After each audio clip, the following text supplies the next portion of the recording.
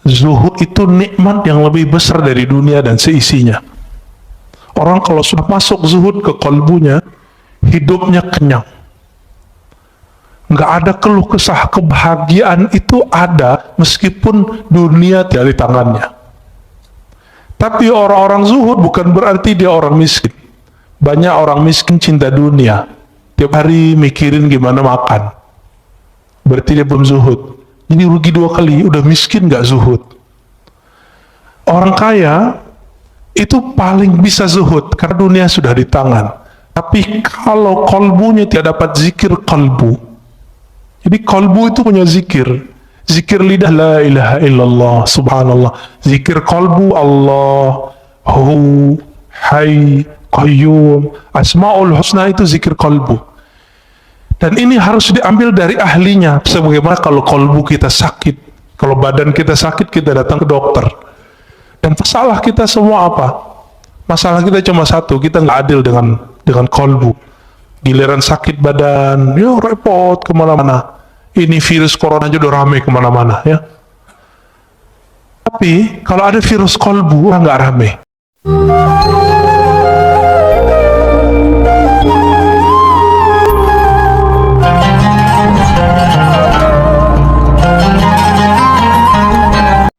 Kenapa ada orang duduk atau berdiri bersama dengan kekasihnya bisa berjam-jam, tapi bersama Allah 7 menit pun tidak kuat? Berarti kalbunya yang ada masalah. Wa idza fasadat fasadal jasadu kulluh. Jika telah rusak kecocokannya, maka rusaklah semua yang di tubuh. Ala wahyal qalb. Ala bahasa Arab itu litanbih, artinya ketahuilah gitu. Wahyal qalb itu adalah kalbu. Saya tidak mau berbicara ini kalbu secara kedokteran, walaupun hadis ini bisa dibawa ke ilmu tib, ilmu kedokteran, tapi ini ilmu rohani. Al-qalb, kena kata kalbu di Quran lebih dari 100 kali dengan jamak dan mufrad, ada lebih dari 100 kali, semua menyebutkan tentang ahwal rohani, bukan ahwal jasmani. Jadi jika ada dokter ngotot menggunakan hadis ini untuk perkara yang zahir, silakan. Tapi kita menggunakan hadis ini sesuai yang diturunkan Nabi Sallallahu Alaihi Wasallam. Jika si kalbu itu tawadhu, maka rukuknya terasa nikmat. Maka Bapak Saudara Allah, ketika imam itu kunut, tidak ada perasaan ingin keluar dari imam jika tidak berkunut.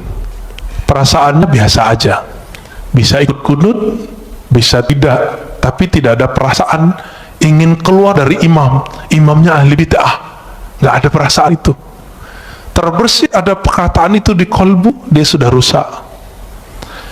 Bagaimana mungkin di dalam sholat kita buruk sangka dan mengatakan seseorang itu buruk gitu? Betapa buruknya rohani ini. Oleh karena itu kami, meskipun misalnya diimami oleh seseorang yang tidak hafal Quran, bacaannya salah-salah, itu kita biarin aja dulu. Nanti selesai sholat, kalau nggak ada orang, baru kita kasih tahu. Kenapa? Siapa yang menggerakkan dia jadi imam? Salah siapa kita nggak maju jadi imam? Gitu. Bapak selamatkan Allah, satu kali guru kami wafat, Maulana Syekh Muhammad Nuruddin Al-Khalidi An-Naqsyabandi. Ketika beliau wafat, itu hujan Masya Allah. Imam Az-Zahabi menyebutkan satu perkataan dari seorang imam ahli hadis di abad ke-6 Hijriah. Apa kata beliau? Ciri-ciri seseorang itu meninggal dirahmati Allah, maka Allah kirim malaikat dalam bentuk awan. Fayughfar lahu, maka diampuni baginya. Kalau guru saya ini bukan hanya awan, itu hujan dari beliau sakaratul maut sampai esok pagi, sampai kemudian kita kuburkan, itu hujan gak berhenti. Apa yang ajaib? Keluar dari rumah, itu rumah gadang ya, turun dari rumah itu, ketika kita bawa keranda, itu hujan berhenti. Kayak ada yang kendaliin. Masuk masjid, hujan deras, dan itu sangat ajaib. Ketika selesai sholat, kita zikir, tahlil, segala macam, kami keluar, hujan berhenti. Tapi di saat ketika mau jadi imam, orang yang beliau angkat jadi wakilnya, itu seorang yang ummi, bacaan Qur'annya nggak bagus. Tiba-tiba ada seorang murid yang dianggap telah durhaka oleh beliau, ingin tebar pesona jadi imam, padahal nggak ada yang nyuruh beliau. Awalnya mau narik dia untuk turun, tapi tiba-tiba beliau dapat ilham dari kolbunya sendiri yang bicara. Apa kata kolbunya? Hei, kamu tidak usah emosi, yang menggerakkan dia ke depan siapa? Itu Allah, bukan kamu, bukan dia. Dipikir-pikir, wah saya juga nggak hafiz Quran. Ya sudah. Nah, itu ya, itu adabnya. Maka saya tidak pernah lagi marah waktu karena jenggot saya nggak terlalu panjang, celana saya kadang jingkrang kadang tidak. Satu kali di satu masjid kita masuk, semua jamaah sudah siap mempersilakan saya jadi imam karena saya ustadz di situ. Tiba-tiba dia nyelonong dari luar masjid, keluar, masuk, dan kita lihat, wow, penampilannya sangat perfect. Celananya jingkrang, jenggotnya panjang, pakai kopiah. Emang sangat perfect. Tapi nggak salam, nggak kalam. Ya udah, akhirnya saya yang qomat. Kenapa? Ingat kalimat yang tadi. Siapa yang menggerakkan dia? Allah. Karena seandainya dia jadi makmum, dia akan benci kepada saya.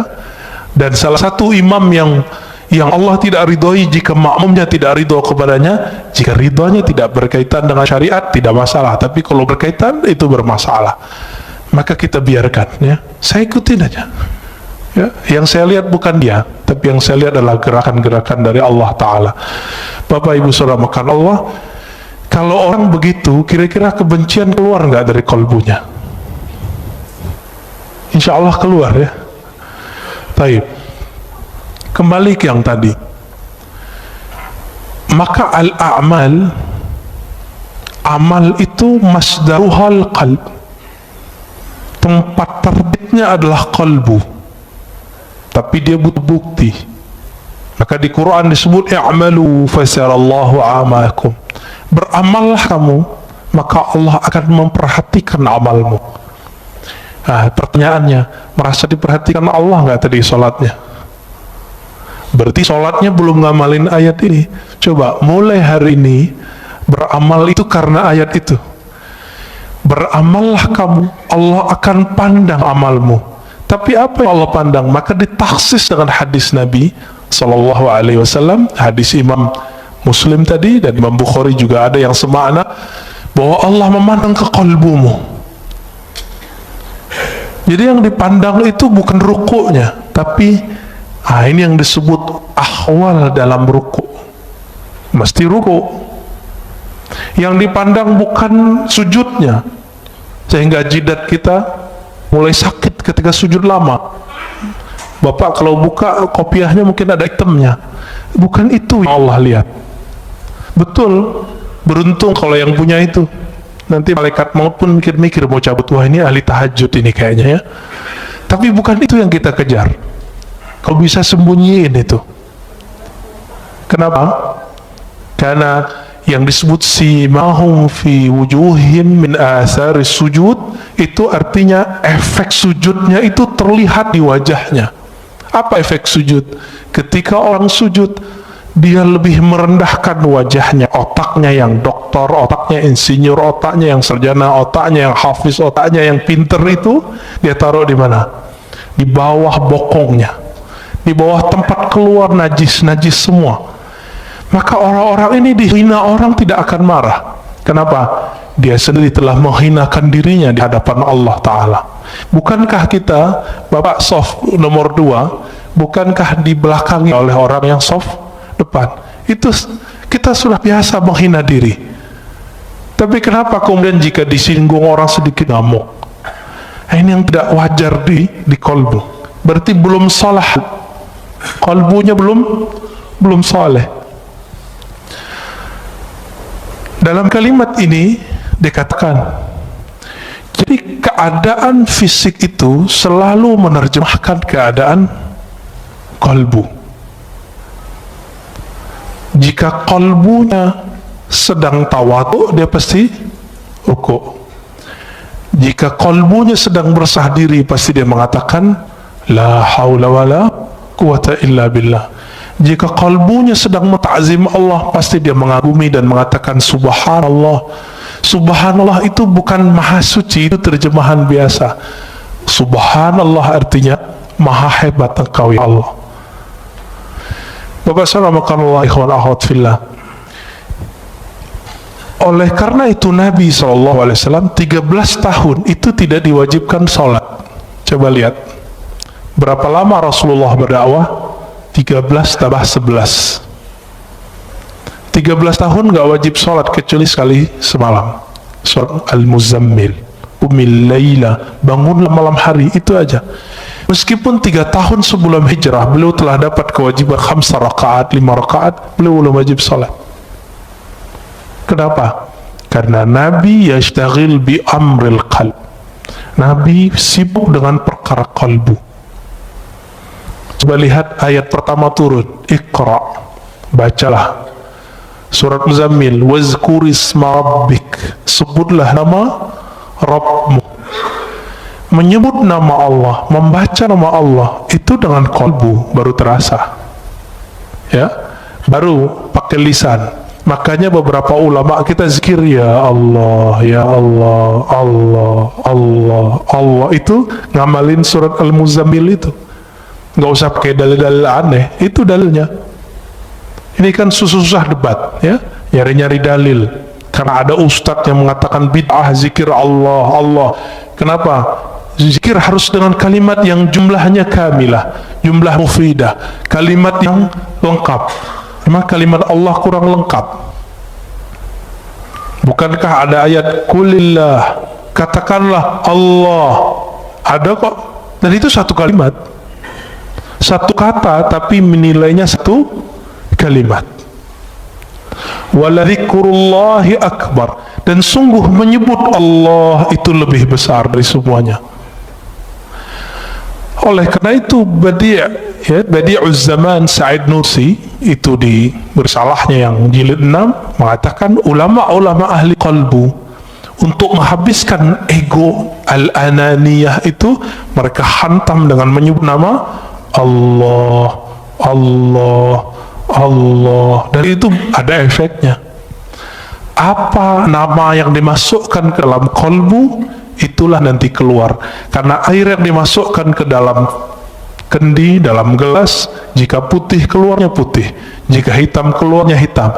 Jika yang dimasukkan asma'ul husna, maka keluarnya adalah akhlak yang hasanah. Jika yang dimasukkan hubbud dunya, maka keluarnya itu tamak. Kalau ustadz itu lebih bahaya. Dai itu kalau hasadnya ulama itu bawa dalil. Coba lihat di YouTube itu membedain orang hasad nggak hasad gampang di situ. Ya, terlihat isinya kebencian, kebencian, kebencian. Sebanyak itu ayat yang mengajarkan bahwa mukmin itu bersaudara, ayo cari titik temu, tapi dia mencari perbedaan. Kita susah-susah untuk mengislah orang, dia bermujahadah, berjuang untuk memecah orang. Kawan kita ada di Meranti sana, namanya Ustadz Fauzi kalau nggak salah. Itu masuk ke suku Akit, suku asli pribumi, untuk mengislamkan orang sana. Tiba-tiba masuk satu kelompok kawan ini untuk nyalah-nyalahin semua. Akhirnya gagal lagi dakwahnya. Tapi kemudian beliau terus, yaitu diangkremin terus kayak ayam. Mereka kan datang cuma sesekali, ini datang terus, ya, bahkan tinggal di situ. Itulah khuruj fisabilillah selama-lamanya di situ. Ya nggak butuh lagi khuruj 3 hari itu, nggak butuh lagi khuruj 40 hari. Kenapa? Satu nafasnya telah khuruj, satu nafasnya telah jihad fisabilillah. Siapa yang berani, Pak, meninggalkan tengah kota, pergi ke pelosok, tinggal di situ? Ya, saya pun nggak kuat. Ya, semoga Allah jaga dai-dai kita di pelosok, di perbatasan. Amin ya rabbal alamin.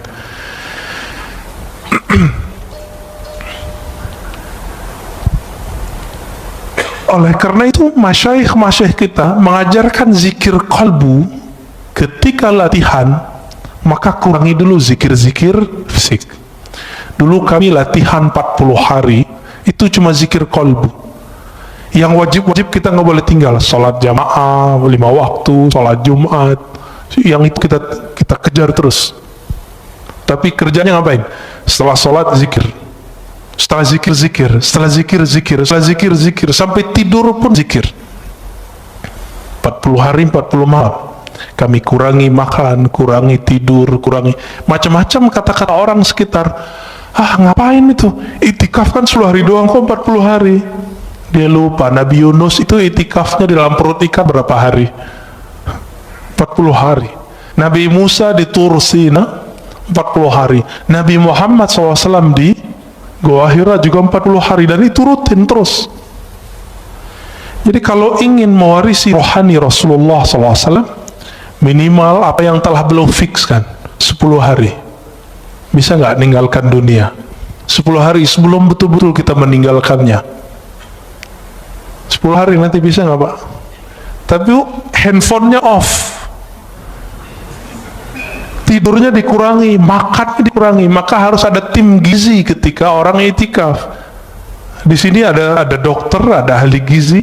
Silakan Pak ngobrol nanti. Kurangi makan daging, boleh makan daging. Tapi kalau cuma itikaf makan daging, syahwatnya besar, nggak bisa ngapa-ngapain. Maka disebutkan taklilut ta'am, mengurangi makan, termasuk memilih makan-makan yang ringan-ringan. Maka kami 40 hari itu sampai hari ke-20 vegetarian, hari ke-21 baru makan daging. Karena ngobrol dengan dokter, kata dokter, sel-sel itu kalau nggak dapat daging selama 20 hari, maka dia akan makan yang ada di tubuh. Padahal itu udah tertulis oleh Maulana Khalid Al-Baghdadi dalam kitabnya. Beliau bukan dokter, tahu dari mana coba? Tapi dapat ilham. Maka ilham qalbu jika dipertemukan dengan kajian-kajian ilmiah ketemu. Karena ilmu itu dari Allah Ta'ala. Ilmu dari Allah. Allah yang disebut Al-Alim, sumber semua ilmu. Jika dipertemukan ilmunya orang belajar grammar dengan orang belajar manhaj qalbu sama. Yang mempertemukan namanya Imam Al-Qushairi, punya kitab judulnya Nahwul Qulub, Nahwul Qalb, grammar qalbu. Ada Pak kitabnya. Ya, kawan kita sudah buat disertasi S3 untuk itu. Tapi semoga dia juga mengamalkannya ya. Jika di qalbu itu muncul kezuhudan, sekarang kita langsung masuk. Jika muncul kezuhudan, maka orang itu nanti akan suka puasa. Jadi puasa itu efek warid yang datang ke qalbu. Apa arti warid? Anugerah rohani datang ke qalbu. Zuhud itu nikmat yang lebih besar dari dunia dan seisinya. Orang kalau sudah masuk zuhud ke qalbunya, hidupnya kenyang. Nggak ada keluh kesah. Kebahagiaan itu ada meskipun dunia tidak di tangannya. Tapi orang-orang zuhud bukan berarti dia orang miskin. Banyak orang miskin cinta dunia, tiap hari mikirin gimana makan, berarti dia belum zuhud. Jadi rugi 2 kali, udah miskin nggak zuhud. Orang kaya itu paling bisa zuhud karena dunia sudah di tangan. Tapi kalau kalbunya tidak dapat zikir kalbu, jadi kalbu itu punya zikir, zikir lidah la ilaha illallah subhanallah, zikir kalbu Allahu hayy qayyum, asmaul husna itu zikir kalbu. Dan ini harus diambil dari ahlinya. Sebagaimana kalau kalbu kita sakit, kalau badan kita sakit, kita datang ke dokter. Dan masalah kita semua apa? Masalah kita cuma satu, kita nggak adil dengan kalbu. Giliran sakit badan, ya repot kemana-mana. Ini virus corona aja udah rame kemana-mana ya. Tapi kalau ada virus kalbu, nggak rame. Udah berapa tahun nggak khusyuk, udah berapa tahun tidak menikmati baca Quran. Kok nggak datang-datang ke ahli kalbu? Waras nggak sih? Itu adil nggak? Ini yang disebut innallaha yuhibbul muqsitin. Maka Allah sebut orang-orang yang berilmu yang adil itu qaiman bil qist. Orang-orang yang berilmu itu dia betul-betul adil terhadap dirinya. Kita nggak adil. Cari dunia dari pagi jam 6, pulang pun jam 8, 12 jam. Tapi cari akhirat, kita ajak setengah jam aja, bilang apa? Ustadz, saya ini sibuk. Ada seorang ibu-ibu minta diajarkan zikir, kita ajarkan zikir. Terus bilang, Ustadz, nggak ada zikir yang ringan, saya ini sibuk. Saya tanya, ibu umur berapa? 70. 70 karyawati, pragawati. ASN. Enggak, terus apa sibuknya? Bingung juga dia. Berarti selama ini kita ini sok sibuk, dan semua orang mengundur amalnya sampai dia udah tua. Berarti warid belum datang ke kolbunya. Dia memulai amal selama ini selalu dari zahir, belum dari kolbu. Maka Imam Bahauddin Syah Naqsyaband mengatakan apa? Ketika orang sibuk dengan perkara zahir, maka kajian zikir pertama kami adalah zikir kalbu. Bidayatu tariqatina nihayatu turuq.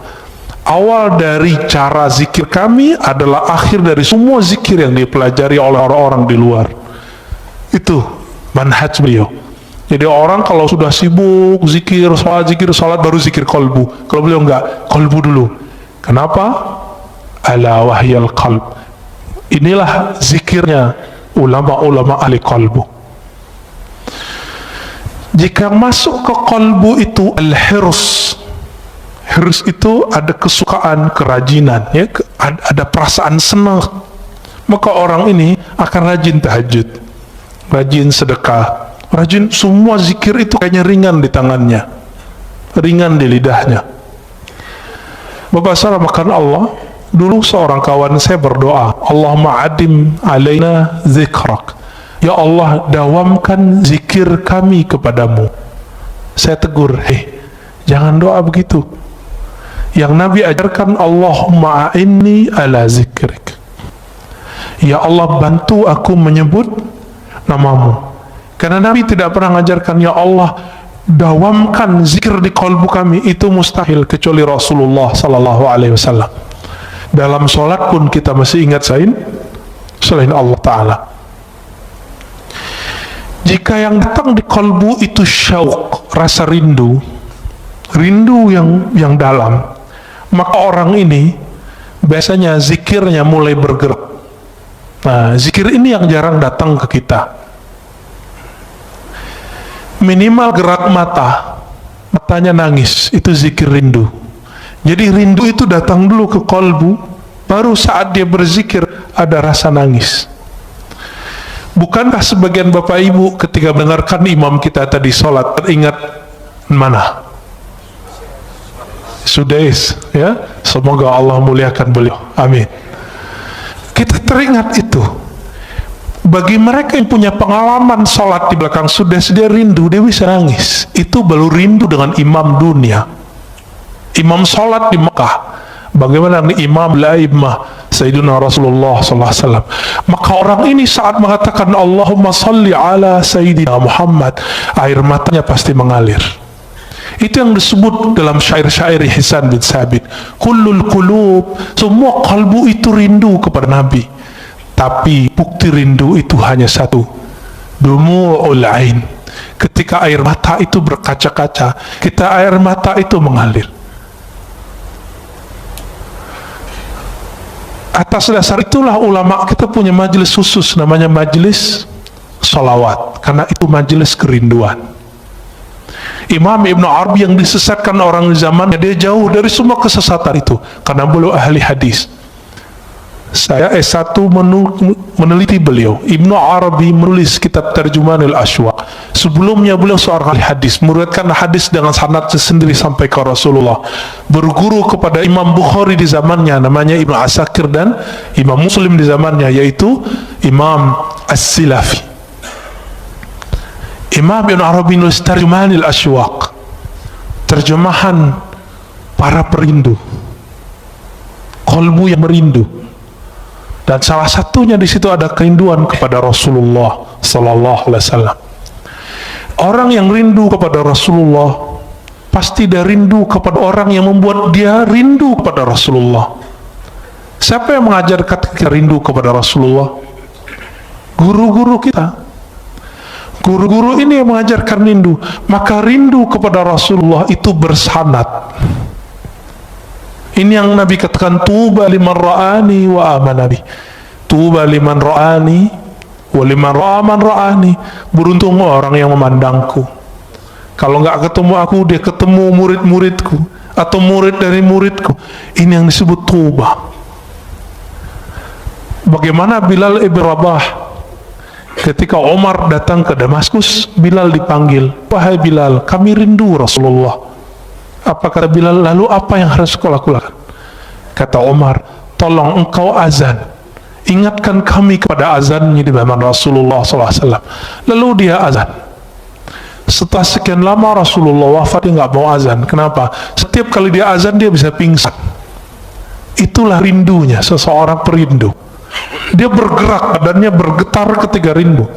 Kalau dia kuat, dia bisa terus. Jika tidak, dia pingsan. Dan Bilal bin Rabah sampai di asyhadu an la ilaha illallah, sampai di asyhadu anna Muhammadar Rasulullah. Ketika sampai di bagian itu, dia tidak sanggup lagi menahan tangisnya. Dia berhenti, tersenduh-senduh, baru dia lanjutkan. Bahkan di riwayat lain beliau pingsan. Itulah para perindu. Makanya zikirnya para perindu itu ada 3. Jika di mata dia menangis, jika di tubuh dia bergerak, jika tidak kuat maka dia pingsan. Inilah zikir-zikirnya qalbu. Karena sebab syauq datang, rasa rindu itu datang. Dan rindu itu sumbernya satu, al-mahabbah, rasa cinta kepada Allah dan Rasulullah. Bapak saudara makan Allah, terkadang kalau orang rindu itu gombal, benar nggak? Kalimat-kalimatnya aneh-aneh. Dalam ilmu zikir, ilmu qalbu disebut dengan syatahat. Apa arti syatahat? Kalimat yang melompat dari mulut karena gejolak-gejolak rindu dalam kalbu. Jika seseorang merasakan rindu tersebut, maka muncullah syatahat. Inilah yang muncul pada Imam Junaid, Imam Abu Yazid Al-Bustami, bahkan imam seperti Al-Hallaj. Al-Hallaj mengatakan, ma fi jubbati illallah, di jubahku hanya ada Allah. Dia tidak dihukum karena dia ngomong itu, tapi dia ketika mengatakan haji itu cukup di rumah, tapi itu ternyata bukan perkataan dia. Jadi dulu karena buku tidak ada copyrightnya, setelah itu bukunya tentang asrar haji disalin oleh orang tertentu, lalu ditambahkan di situ, haji tidak perlu ke Mekah, cukup di rumah. Ketika dihakimi, dibawa ke pengadilan, Al-Hallaj ditanya, ya Hallaj, hadza kitabuk, hei Hallaj, ini kitabmu? Hallaj mengatakan, oh itu judul kitabku, tapi dia tidak tahu isinya. Langsung hakimnya mengatakan, taib, kamu zindik, kamu fasik, langsung divonis esok hari dipenggal. Al-Hallaj wafat tahun 309 Hijriah. Kata Imam Al-Ghazali, seandainya aku jadi qadhinya, jadi hakimnya, tentu aku tidak akan mau hukumi gantung baginya. Itu kata Imam Ghazali. Tapi ya sudah, ya, tilka ummatun qad khalat laha, ya, ma kasabat. Kita lanjut sampai jam berapa? Masya Allah. Nanti sholat syuruknya diundur, ya. Ngaji lebih afdal daripada sholat. Imam Ibnu Majah meriwayatkan dari Nabi SAW bahwa mempelajari satu bab ilmu lebih afdal dari sholat 100 rakaat. Ya, baik. Jika yang muncul di qalbu itu al-khawf, dia juga nangis. Apa arti khauf? Rasa takut. Tapi bedanya, al-khawf ini beda dengan syauq. Jika syauk bikin orang bergetar, tapi kalau khauf tidak, bikin orang diam. Ada lagi raja. Raja itu harap. Jika orang berharap, Allah menerimanya. Bapak makan Allah, kita ini semua punya dosa, benar gak? Mulai dari ujung rambut sampai ujung kaki. Tapi apakah dengan dosa itu kita berhenti beramal? Enggak. Masih ingat Salahuddin Al-Ayyubi? Salahuddin Al-Ayyubi, seorang pejuang hebat, raja di zamannya, sultan, itu pernah meminum khamar. Kata Imam Zahabi dan Siyar A'lamin Nubala, kana yashrabul khamr. Dulu Salahuddin ini nggak sholah, nggak bagus. Ngapain dia? Namanya kan Ayub atau Yusuf ya. Salahuddin ini dulu suka minum khamar. Orang kalau minum khamar pasti zina. Orang zina ya lanjut judi, semuanya lengkap. Nakalnya bukan main. Maka jangan, kalau ada anak muda hari ini malam-malam kita lewat, dia minum khamar, dia jahat, jangan benci dulu. Siapa tahu nanti dia jadi mujahid fi sabilillah. Jangan benci dulu. Ya, tadi kita pas lagi nyetir, tiba-tiba ada yang ya anak orang pakai motor truk ya suka-suka dia. Saya mikir jangan-jangan ini Salahuddin menghibur diri biar husnuzan, biar gak benci. Siapa tahu kita punya sahabat dulu peminum, suka narkobaan, sekarang Masya Allah amal zikir banyak, bahkan ada yang sudah menjadi ustadz, banyak ya. Jadi jangan hukumi orang dengan waktu dia bermaksiat. Siapa tahu itu maksiat terakhirnya. Jangan pernah sucikan orang dengan amalnya. Siapa tahu itu amal soleh terakhirnya. Besok dia maksiat terus. Tapi semoga itu tidak terjadi. Maka Bapak Saudara makan Allah, jika di Quran lebih dari 100 kali Allah membicarakan qalbu, kenapa ajaran-ajaran kalbu tidak dominan dalam kajian-kajian kita? Yang dominan apa? Kajian fikih, sunnah, bid'ah. Ingin mempergi kalbu, tapi yang terjadi keras kalbu. Ini coba aja. Kita bertahun-tahun ngaji sunnah bid'ah. Apa yang terjadi? Kalbu keras. Keras bukan main. Karena Rasulullah awal ngajar orang bukan ngajar sunnah bid'ah. Yang pertama diajar oleh Rasulullah apa? Qalbu. Jadi kalau ada orang sibuk dengan sunnah bid'ah, dia salah berguru. Tapi kalau sudah selesai belajar qalbu, baru belajar itu. Jadi saya berbeda sedikit dengan banyak orang. Orang mengira belajar tasawuf itu setelah belajar fikih. Enggak. Bagi saya belajar tasawuf dulu, belajar fikih. Baru belajar akidah lebih awal ya, akidah, tasawuf, fikih. Kalau enggak, yang terjadi nanti debat.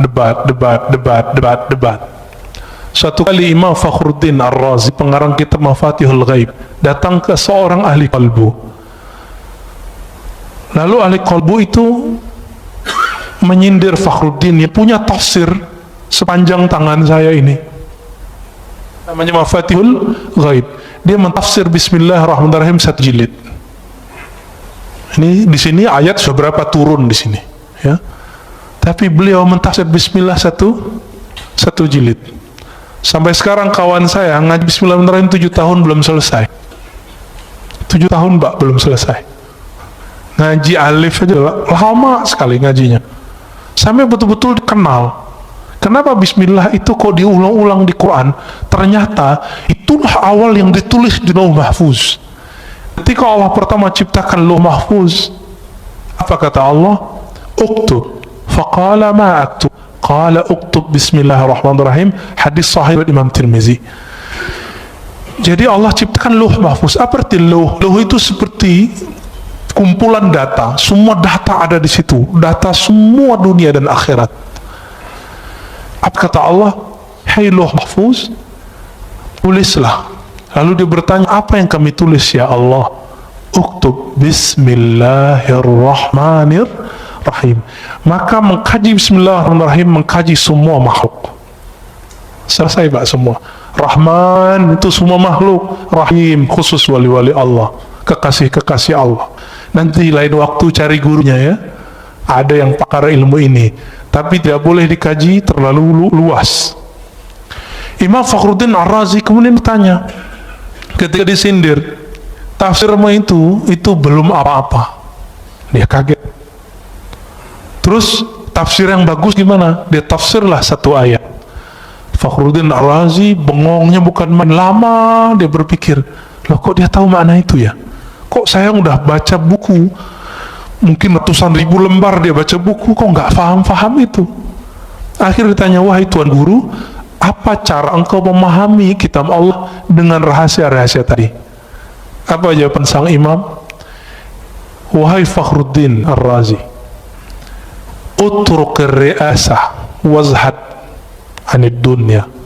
Tinggalkanlah riasah, kepemimpinan, baik jabatan-jabatan keulamaan, tinggalkan itu dan zuhudlah dari semuanya. Tapi kata beliau, oh kalau itu saya tidak sanggup, ya sudahlah. Maka tidak turun ilmu itu kepada beliau. Turun ke siapa? Turun ke orang setelahnya, Imam Ibnu Athaillah. Inilah kitabnya ya. Turun lagi ke orang setelah Ibnu Athaillah, namanya Ibnu Ajibah ya. Ada tafsir qalbu. Semoga nanti ada ahli tafsir yang mengkaji tafsir itu, amin ya rabbal alamin ya.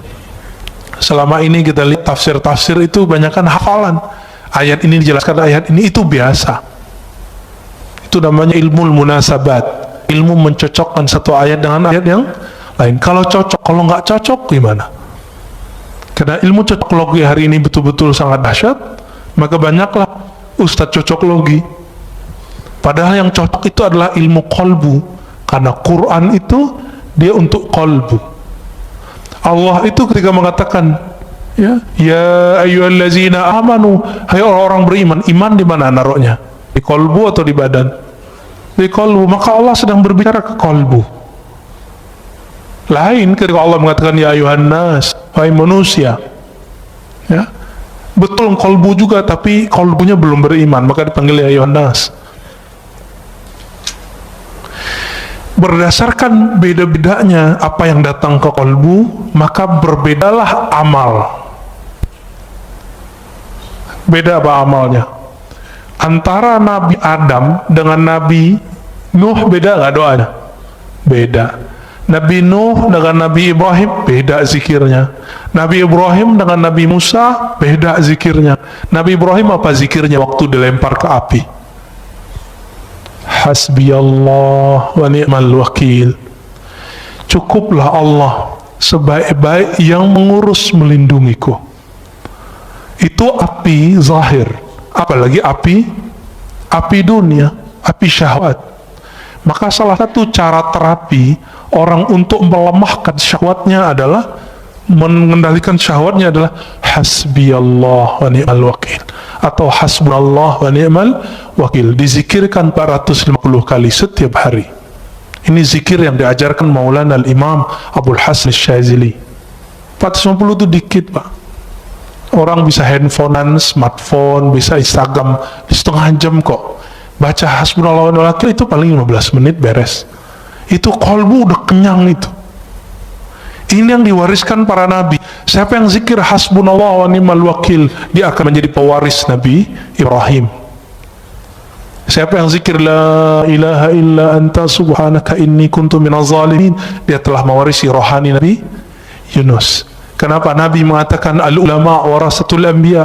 Setiap ulama itu dia mewarisi rohani para nabi. Nabi tidak doktor, Nabi tidak baca kitab, Nabi baca yang di kolbunya.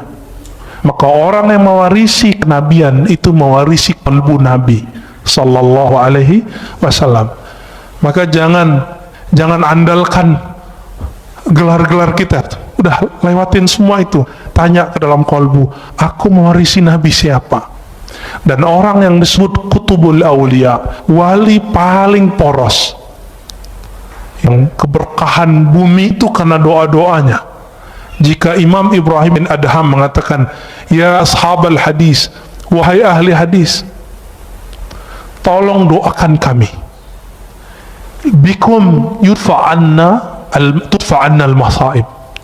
Karena kalian musibah-musibah Allah jauhkan dari kampung kami. Oleh karena itu para imam kita sebagai disebut oleh Imam Zahabi mengatakan aqrabut turuq ilallah al-hadis, talabul hadis.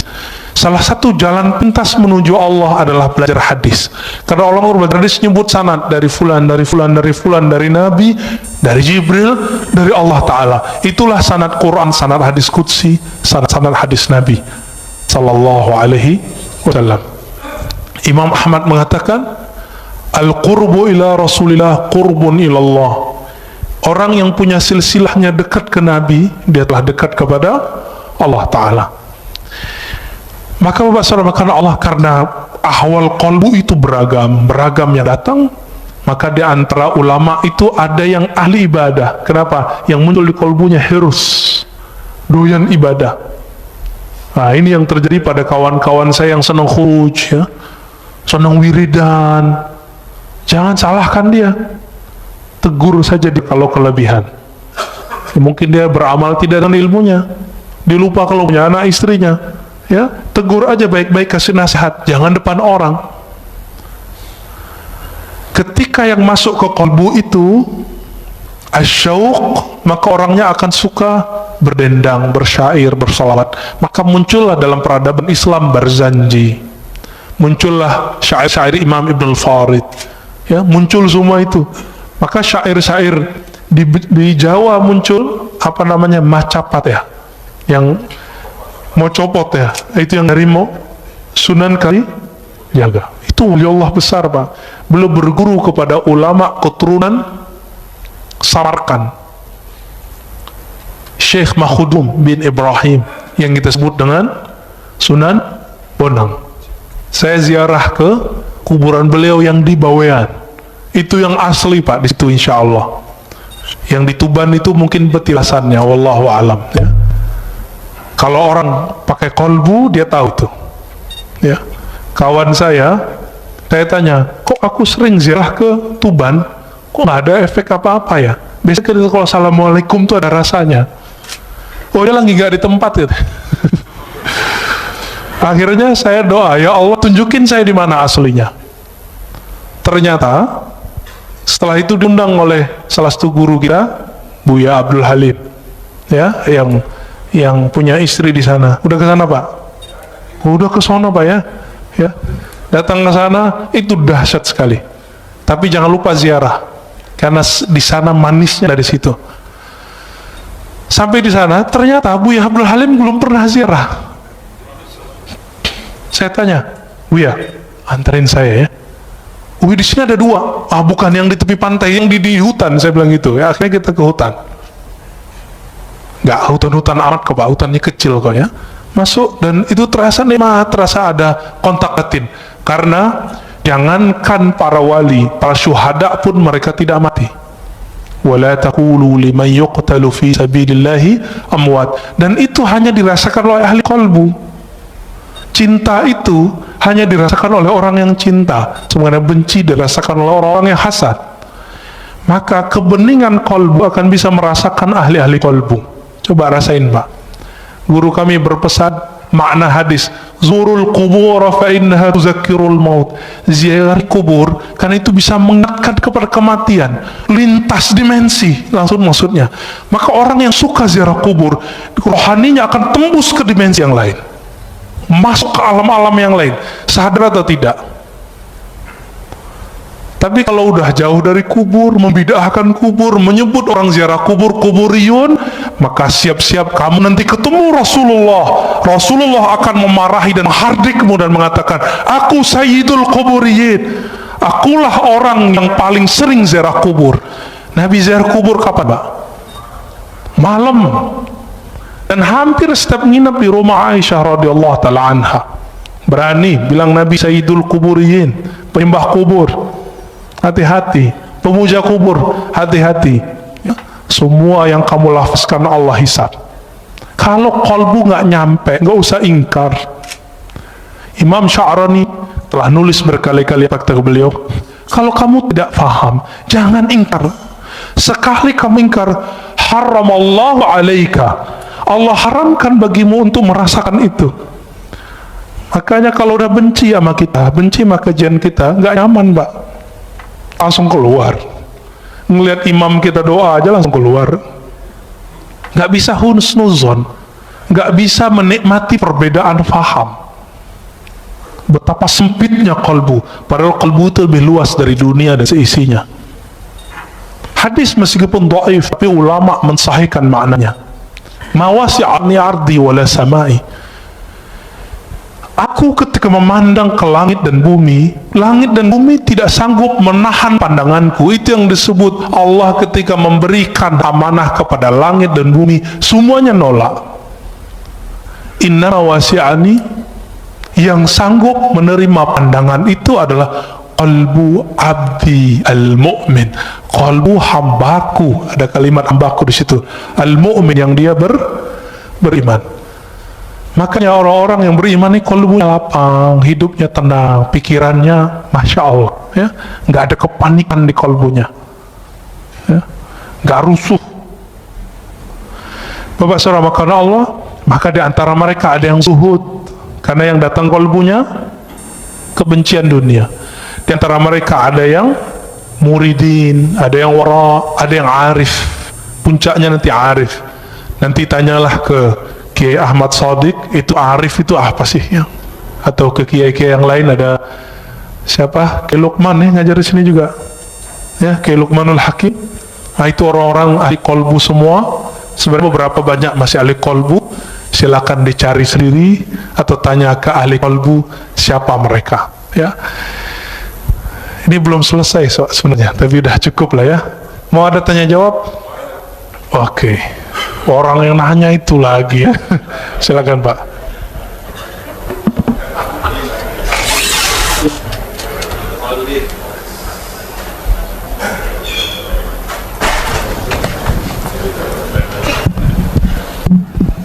Terima kasih. Assalamualaikum warahmatullahi wabarakatuh.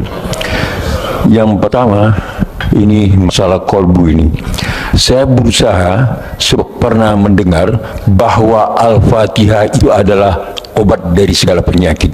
Sehingga begitu bangun tidur, pengen minum, ditiupkan Al-Fatihah. Tapi ada yang mengatakan dari segi medis meniup makanan itu adalah tidak baik. Jadi bagaimana kontradiksi dari satu dan yang kedua? Satu dulu Pak. Kejawab nanti ya. Antara ahli medis dan ahli kolbu itu yang beda mazhab. Tapi yang beruntung yang mengerti ilmu kolbu plus mengerti ilmu cara niup. Orang baca Quran niupnya bukan gitu Pak. Ada caranya. Mau diajarin Pak. Bahasa Arabnya yanfus. Gitu beda. Itu bukan tiupan. Itu mindahin CO2 itu. Yanfus itu tiupan yang tidak ada rasa geraknya. Gitu. Yanfus. Mirip-mirip. Maka beberapa silat saya lihat itu dia punya latihan nafas, tapi itu lebay juga ya. Ini nggak apa-apa juga sih. Gimana? Ternyata bukan hanya itu yang penting. Bapak kalau saya kirimin WA, saya bilang, Bapak hebat ya, ahli tahajud, mujahid fisabilillah, semangat Pak. Tapi saya bilang, cemen lo, soalim. Itu di WA. Kalau Bapak baca ada efek nggak? Ngefek ke badan nggak? Waktu pengurus diteror waktu 2 tahun lalu atau 3 tahun lalu karena mencoba menetralisir kajian, itu WA bikin rusuh itu Pak, bikin gundah. Benar nggak? Kalimat-kalimat itu punya energi kalau dibaca. Apalagi kalau dilafazkan, apalagi kalau dihembuskan. Kenapa? Karena energi-energi yang ada di situ dia bisa tersimpan. Coba lihat flash disk, dia bisa nyimpan data. Handphone bisa nyimpan data. maka semua benda-benda itu bisa nyimpan energi, data-data itu. Semuanya bisa nyimpan data. Kenapa sendal Imam Ahmad itu bisa mengeluarkan jin? Seorang laki-laki datang, "Ya Ahmad, ya Aba Abdullah, anakku, putriku sering kesurupan, kayaknya dipaksa nikah tuh kayaknya." Rata-rata kesurupan, survei kita 70% survei langsung itu karena stres, ditekan. Di pesantren, kalau pesantrennya terlalu keras, kurang menikmati anak kita di kesurupan, Mbak. Di asrama, di sekolah, apalagi dipaksa nikah sama, dipaksa kerjaan sama, atau lagi pergi berkemah itu ada tekanan, nanti orang itu kesurupan. Itu stres. Tapi kalau ini bukan, ini gangguan sihir. Udah stres, kemasukan jin. Apa katanya? "Maaf, saya lagi sibuk, ini sendalku, tolong bawa, ketuk aja kepalanya, jangan digambar gitu ya, ketuk kepalanya." Akhirnya dia datang pulang, dia ketuk kepala si putrinya, langsung sembuh. Apa hubungannya sendal sama? Jadi ulama-ulama ahli qalbu itu untuk mengurus orang kesurupan nggak perlu baca ayat, Pak. Karena dibacain ayat, jinnya juga hafiz. Diulang lagi hafalannya semua. Dia butuh memori kolbu yang tersimpan di situ. Maka caranya bukan dihembus, gitu Pak ya, ditiup. Ini saya tunjukin. Kita baca misalnya, Bismillahirrahmanirrahim. Itu aja. Dia cuma transfer data aja, data kalimat Al-Fatihah dipindahin ke situ. Diiktikadkan, "Ya Allah, tolong turunkan keberkahan Fatihah ke..." Abu Sa'id Al-Khudri udah bertahun-tahun diajarkan Al-Fatihah oleh Nabi, tapi satu kali sebelum pulang Nabi panggil, "Ya Abu Sa'id, nanti sebelum pulang kamu temuin saya." Karena dia punya bakat ngobatin. Nggak semua orang punya bakat ngobatin, Mbak. Jadi Bapak ini kalau nggak punya bakat ngobatin, walaupun hafiz Quran, apalagi cuma hafal qul huwallahu ahad, jangan coba-coba ngeruqyah. Abu Sa'id orangnya berani, nekatan orangnya. Apa kata Nabi? "Ini saya kasih kamu hadiah." Ditunggu-tunggu, ternyata yang dibaca Nabi apa? Al-Fatihah. Tapi baca Fatihahnya beda zauknya, beda waridnya, beda ahwalnya ketika baca Fatihah saat sholat. Saat sholat baca Fatihah itu isinya adalah khudu, kerendahan kolbu. Di saat ini ada zikir obat di situ. Muncul sebuah riwayat hadis dhaif, Al-Fatihah shifa'un min kulli da'.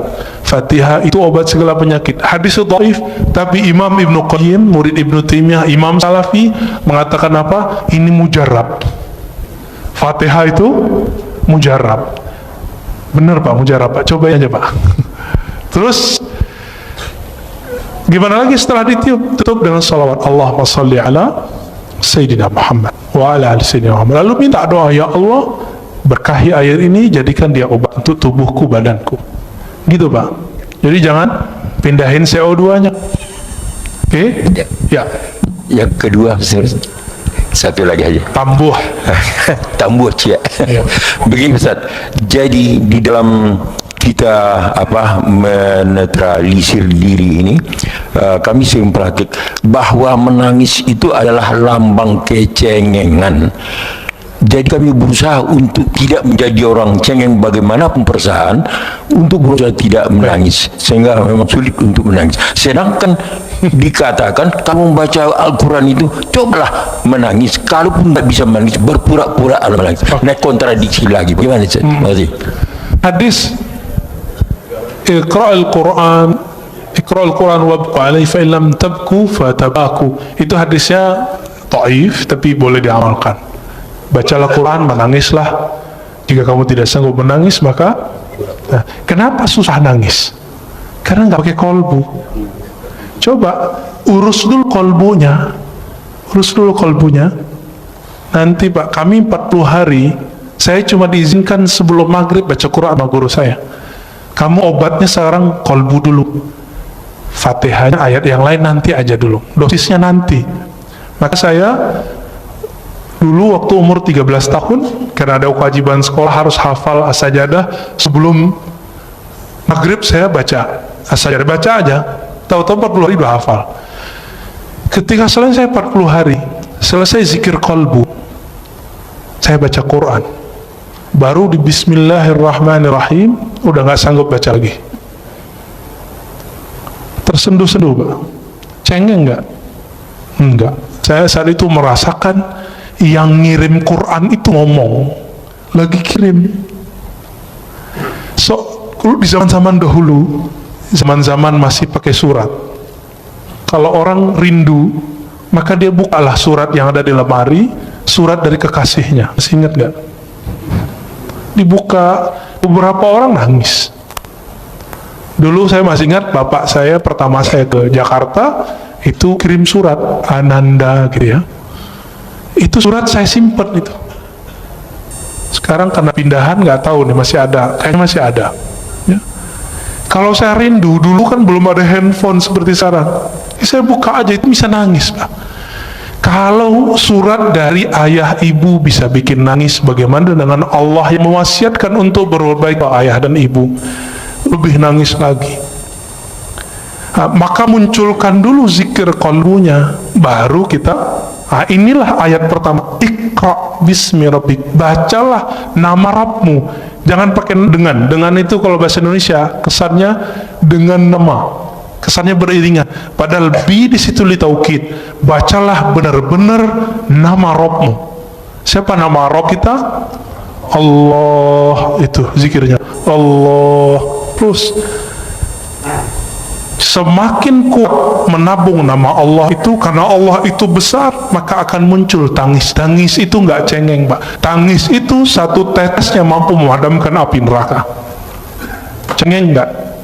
Yang cengeng itu nangis kemana-mana, nggak bisa memadamkan api neraka. Api kemarahan istrinya bisa marah, Pak. Ya. Apakah itu cengeng? Tidak. Di Quran banyak sekali ayat-ayat yang menyebutkan salah satu ahwal para kekasih Allah adalah nangis. Ya bukun, ya, mereka nangis. Nah, bahkan ada sindiran orang yang suka ketawa, ya. Tertawalah sedikit, nangislah banyak. Ada ayatnya. Ini terakhir, Pak. Imam Al-Hafiz Abdul Awwal Abul Waqt As-Sijizi Al-Harawi, guru dari Ibnul Jauzi, guru imam ahli hadis, pakar hadis palsu, didatangi oleh seseorang. Dia pengarang kitab Al-Ba'un Al-Buldaniyah. Ketika dia datang, dia bilang, wahai tuan guru Abul Waqt Abdul Awwal, aku sudah lama ingin ngaji kepadamu, dan aku beruntung dapat keberkahan semajlis denganmu. Mendengar itu, Imam Abdul Awwal langsung nangis. Apa kata beliau? Lau arafta, kalau engkau mengenal aku, mazurtani, engkau tidak akan ziarahi aku. Kalau engkau tahu aibku, engkau tidak akan memandang keberkahan ada padaku. Lalu beliau nangis dan semua yang hadir nangis. Apa kata beliau? Kami dapat hadis, ribuan kali dapat hadis, tapi kalimat yang barusan kami dengar lebih kami suka dari semua hadis yang selama ini kami dengar. Baru sebutkan hadis. Dikasih makan nggak mau makan beliau. Kenapa? Sudah nangis duluan. Jadi majelisnya ahli qalbu dari dulu itu nangis. Dan Imam Abdul Awwal ketika sakaratul maut, murid-muridnya ngumpul. Apa kata salah satu muridnya? Gurunya ini zikir dalam kalbunya, tapi muridnya nggak dengar. Kata si murid yang agak kurang sopan, si muridnya dapat hadis, lakinu mautakum la ilaha illallah, talkinkan orang yang sakarat la ilaha illallah. Wahai tuan guru, baca la ilaha illallah. Kata si murid. Apa kata gurunya? Aku sudah di dalamnya, ngapain kamu tegur-tegur lagi? Aku lagi asik, jangan diganggu lagi. Lalu terus menyebut Allah, ya Allah. Dan ketika Allah itu terus dibaca dan belum meninggal dalam keadaan menyebut ya Allah. Udah, inti la ilaha illallah di mana? Allah. Kalau nggak ada kalimat Allah, ada nggak la ilaha illallah? Nah, inilah talqin pertama yang saya dapat dari guru saya, Syekh Muhammad Nuruddin, yang tadi saya cerita di awal, yang ketika beliau wafat jadi hujan lebat. Apa kata beliau? Zikir itu intinya satu, Allah. Kan semua zikir Allah melahirkan la ilaha illallah paling tinggi, lalu bawahnya Allahu Akbar, lalu bawahnya Subhanallah, lalu bawahnya Alhamdulillah, lalu di bawahnya la haula wa quwwata illa billah. Semuanya Allah, Allah, Allah. Maka kalau zikir nggak ada Allahnya, zikirnya hampa. Maka mulai dari zikir kolbu, insya Allah kolbunya selamat. Nanti Bapak bisa nangis, Pak. Ya. Ada lagi? Ini khusus majelis senior nih ya, pantasan remisa buat majelis senior. Bismillahirrahmanirrahim. Ustaz, Assalamualaikum warahmatullahi wabarakatuh. Assalamualaikum warahmatullahi. Saya pagi ini dapat guru kolbu nih. Alhamdulillah. Ya, alhamdulillah. Guru Bapak di samping, Pak. Ini saya kenal beliau 40 tahun yang lalu, Pak. Yang ahli kolbu beliau, Pak. 40 tahun yang lalu bersama beliau saya. Alhamdulillah. Ustadz Siregar. Ya. Beliau masih bujangan waktu itu, Pak. Ya, sekarang istrinya masih satu, Pak. Satu, alhamdulillah. Iya. Putranya satu.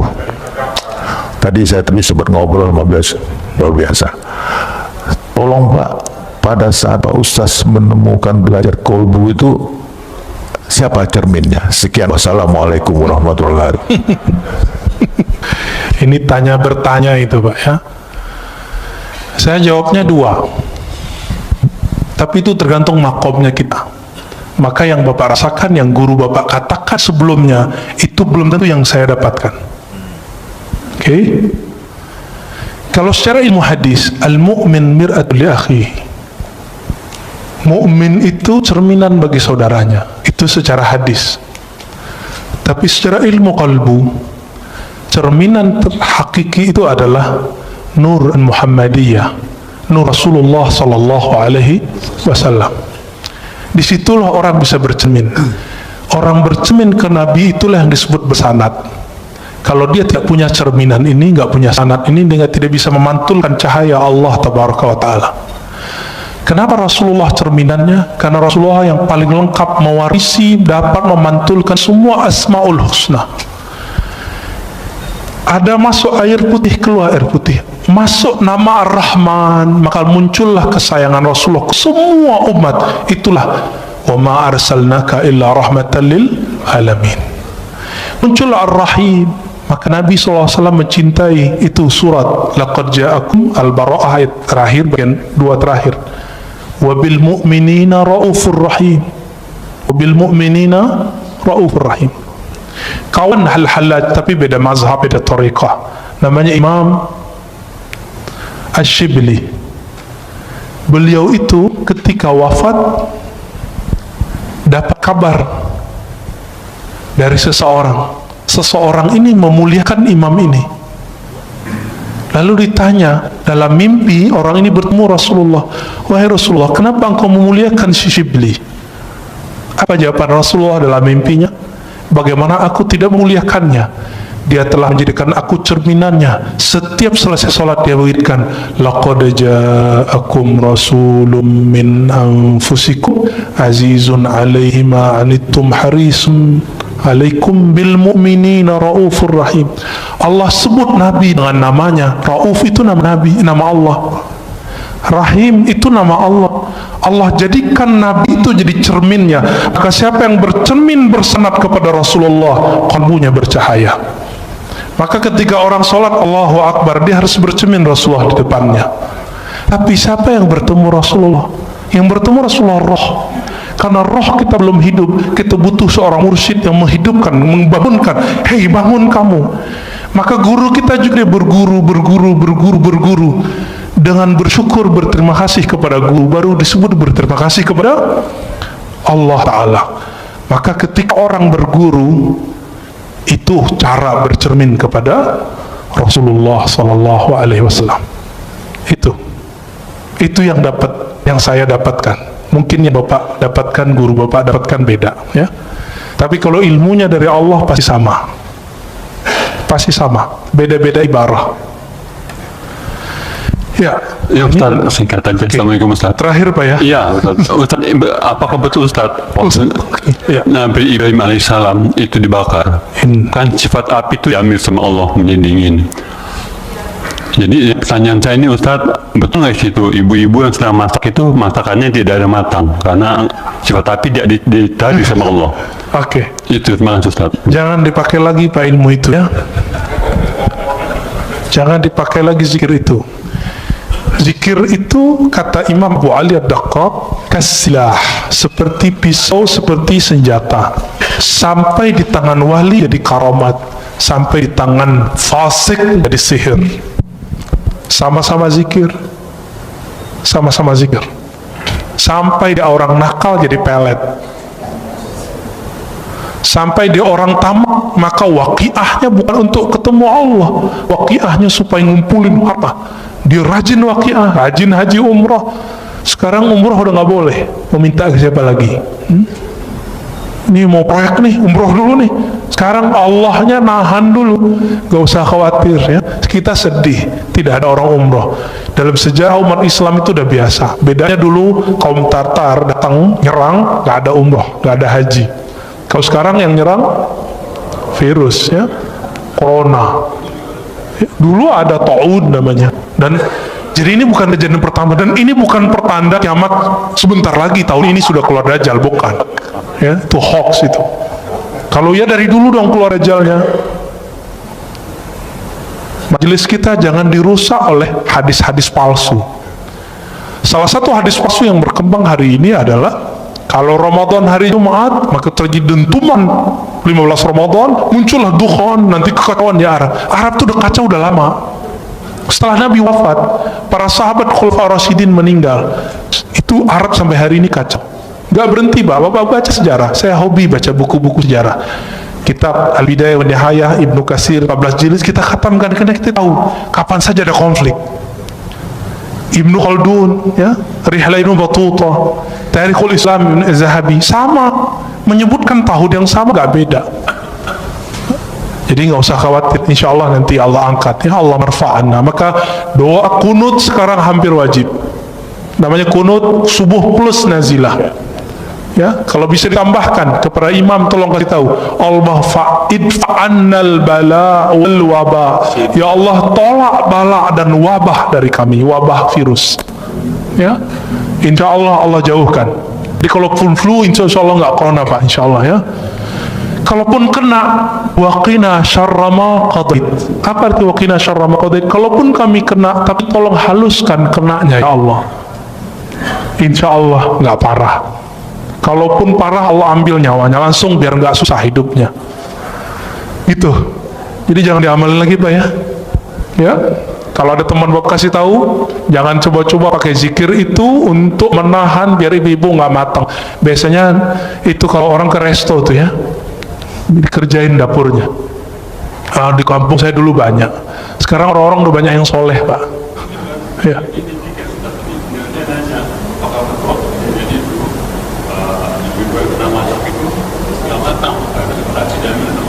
Oh enggak, itu mah ngakal-ngakalin aja ya. Yang pasti di situ muncul kaidah Ahlussunnah. Apa kaidah dalam akidah Ahlussunnah? Api itu tidak membakar karena zatnya, tabiatnya, karena hukum konstannya enggak. Tapi api itu membakar karena izin Allah. Apa kalimatnya? Ayatnya gimana Ustaz? Ya nar kuni bardan wa salaman ala Ibrahim. Wahai api, jadilah kamu kuni itu kan asalnya kun, karena nar itu dia bukan benda yang berakal, disebut kuni, disebut dia feminim pakai ya, kuni, hendaklah kamu menjadi keadaannya dingin. Maka kalau api selama ini panas itu karena Allah emang titahkan kamu bakar. Sampai sekarang di kampung kita masih banyak ilmu debus, nggak pakai sihir, cuma pakai sholat 2 rakaat, zikir sesaat, mereka langsung nggak kebakar. Tapi kita cek di luar itu nggak bisa dia ya. Itu cuma karena dia zikir, dia lagi ngamalin Bismillahirrahmanirrahim ya duru, ingin bukti. Jadi dia lagi ngamalin ilmu Nabi Ibrahim. Ya Allah, saya pengen bukti kalau benar ayat ini, benar hadis ini, kalau siapa yang bersama Allah tidak ada yang menyakitinya, buktikan, aku ambil api, jangan bakar diriku. Betul. Dan saya punya guru itu. Coba, alhamdulillah ibu saya dulu larang. almarhumah ibu saya mengatakan, kamu mau jadi apa? Gak usah belajar itu. Lalu ketemu guru kami yang lain, Maulana Kasril namanya, mau jadi emosional atau jadi penyabar? Saya jawab, ya penyabar lah. Kalau mau jadi penyabar, hindari ilmu-ilmu kebatinan, meskipun boleh secara hukum syariat. Maka saya nggak belajar ilmu-ilmu aneh, Pak. Ini belajarnya ilmu silat lidah aja. Ya, jadi tidak benar semua api saat itu cuma satu api, tidak semua api. Ya, siapa juga yang masak saat itu? Ya, yaitu khayalan orang lagi mentafsir. Tahir Pak Mirwan. Assalamualaikum warahmatullahi wabarakatuh. Assalamualaikum. Tadi Ustaz katakan Sayyidina Umar Ya, minta kepada Bilal supaya azan mengingatkan kita kepada Rasulullah. sallallahu alaihi wasallam. Kebetulan tadi juga imam kita Hasanuddin Sinaga jadi imam Sinaga apa Siregar? Sinaga. Siregar. Sinaga, sorry. Kita rindu suara beliau ini. Karena tahun 97 dulu beliau ini imam di sini. Alhamdulillah. Makanya kita rindu. Ini siapa yang bawa ini? Bang Adik tadi ya. Kalau bisa sering-sering bawa Bang Adik. Alhamdulillah. Yang kedua mengenai tunggu dulu. Alhamdulillah lupa. Ya. Tadi apa ya?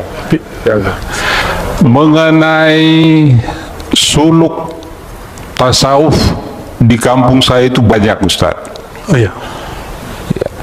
Cuma kami dulu sebagai pemuda menganggap ini ilmu Apa ini? apa ini pelajarin ini.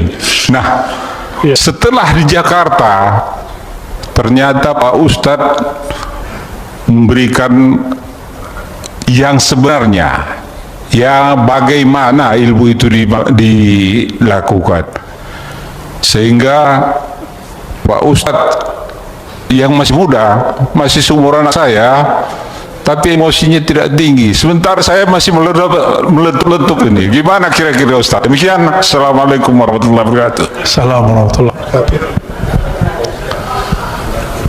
Betul, orang berguru, berlatih, bersanad, istiqomah, dia melewati umur fisiknya. Maka guru-guru kami, di mudanya mereka sudah jadi syekh. Syekh itu artinya orang tua. Dan saya dikasih gelar syekh oleh guru saya umur 27.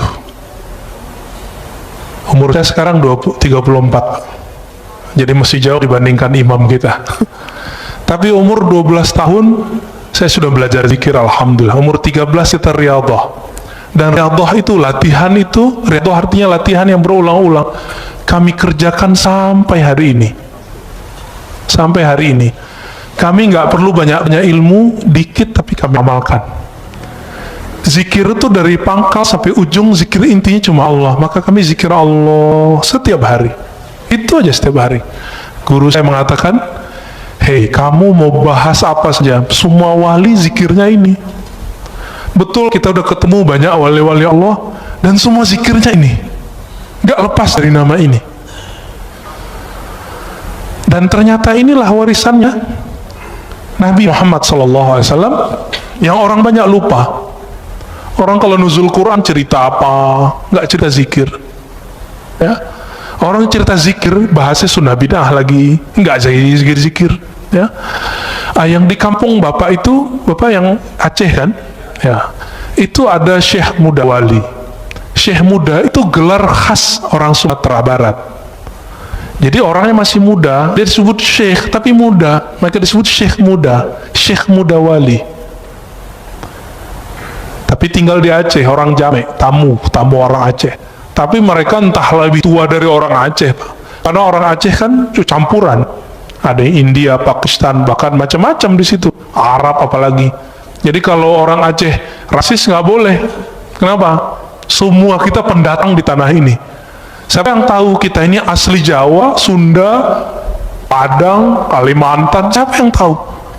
Dicek genetiknya, ternyata wong Cino, ya? Ya, ini matanya mata sipit-sipit semua. Tapi benci Cina kan aneh. Benci Arab, ternyata hidungnya ada sedikit Arabnya. Tuh. Jadi kita nggak boleh rasis. Nah, baca Al-Hujurat berkali-kali. Lita'arafu. Nggak boleh di situ rasis. Bapak saudara Allah, Syekh Mudawali itu dulu belajar ke Syekh Hashim Buayan. Seingat saya ya. Beberapa syekh-syekh yang lain kemudian langsung ngambil ke Jabal Abi Qubais di Mekah. Jadi dulu orang kalau mau suluk itu itikafnya 40 hari. Di sekarang yang jadi istananya keluarga-keluarga pangeran itu. Depan Masjidil Haram itu ada Jabal Abi Qubais. Dulu di situ mereka latihan zikir. Semua tarekat di situ. Terakhir yang masih mengijazahkan tarekat di sana itu Syekh Muhammad Yasin Al-Fadani. Beliau menyimpan 66 tarekat.